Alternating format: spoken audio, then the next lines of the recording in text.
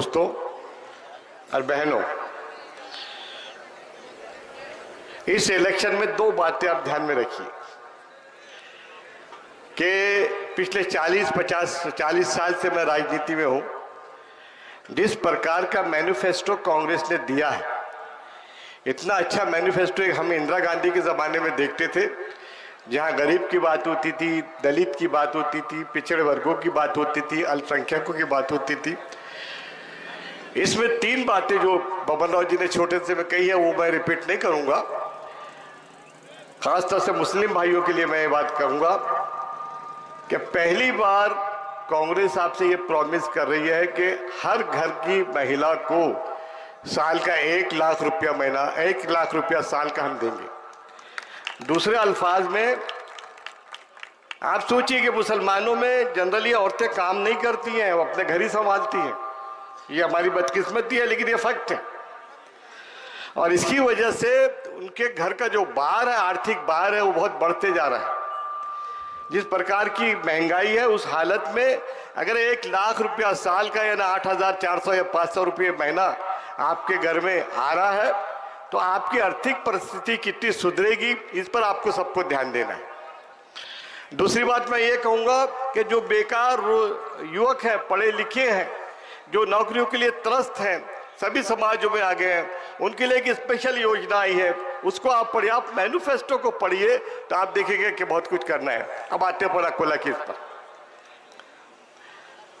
इस जिले का बदकिस्मती मेरे से शुरू हुई थी 1989 में, जब मुझे राजू जी ने बुलाकर कहा कि आपको लोकसभा का इलेक्शन लड़ना है। उस समय आपको याद होगा गुलाम नबी आज़ाद वाशिम से लड़ते थे इलेक्शन। मैंने कहा कि राजू जी, एक ही जिले में 2 मुसल्लिम कैसे हो जाएंगे? तो उन्होंने कहा कि हम गुलाम नबी के बारे में दूसरी बात सोच रहे हैं। आपने देखा होगा कि बाद में उनको राज्यसभा में ले लिया गया।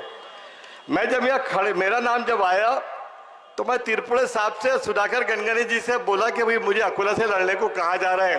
तो तिरपुड़े साहब ने मुझे कहा कि अजहर वहाँ से तो अम्बेडकर भी लड़े 2 बार, कैसे निकलेगी सीट? जाओ तुम, मैं अम्बेडकर साहब से बात करता हूँ। फिर हम लोग गए अम्बेडकर साहब को मिलने। उन्होंने कहा कि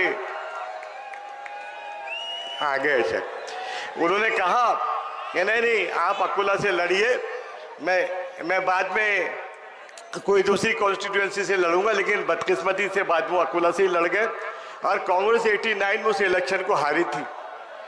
मैं आपको एक बात बताता हूं कि जैसा कि इससे पहले बबन राव जी ने कहा है कि 10 साल के बाद पूरे हिंदुस्तान में इस प्रकार का माहौल हो गया है, 10 साल के बाद, कि इस बार कांग्रेस की सीट आ रही है। कम से कम 40 गांव में खुद दौरा करके आया हूं और मैं आपको भरोसा दिलाता हूं, मुझे पूरा यकीन है कि इंशाअल्लाह ताला इस बार कांग्रेस चुनकर आ रही है। आपको किसी भी किस्म के भूल भलाइयां में ना पड़ते हुए अब लोग लाएंगे कि फलाने राइट के समय क्या हुआ था और फलाने झगड़े के समय क्या हुआ था और ये हुआ था। मुसलमानों को गुमराह करने का ये एक रास्ता है, उससे आपको होशियार रहना है। आपको ताकत के साथ वोटिंग करने जाना है। आपका जुम्मे का दिन है, जुम्मे के दिन में आपको मस्तूरात को पहले वोट कराइए, उसके बाद आप वोट करने निकलिए, आप उम्मीदवार को चुनकर दीजिए। इंशाअल्लाह ताला कांग्रेस का एक दौर इस जिले में दोबारा शुरू होने वाला है, उसमें आप हमारी मदद कीजिए। इतना कहते अपने 2 शब्द समाप्त करता हूँ। जय हिंद।